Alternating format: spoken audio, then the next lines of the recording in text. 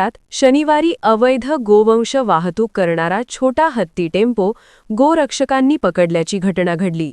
या प्रकरणी पिंपळगाव पोलीस ठाण्यात एरियात दाखल करण्यात आली आहे।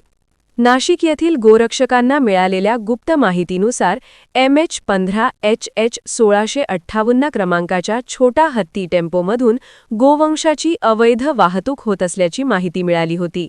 त्यानुसार गोरक्षकांनी पिंपळगाव महामार्गावर संबंधित वाहनाचा पाठलाग करून सदर टेम्पो पकडून दिला आहे।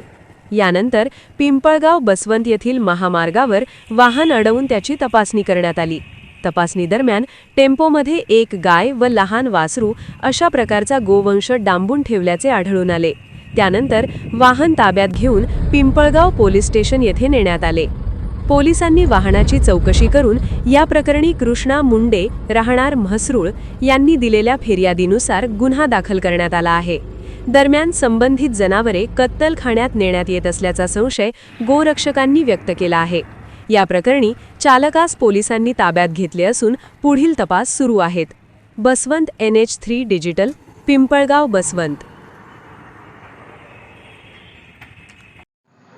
ही गाडी गोरक्षा दल नाशिक टीमला गुप्त माहिती आली होती का ही गाडी पिंपळगावच्या दिशेने ओझर या ठिकाणी गौवंशाची वाहतूक करत आहे कत्तलीच्या उद्देशाने। तर ही गाडी पकडण्यात गोरक्षा दल नाशिक टीमला यश प्राप्त झालेलं आहे।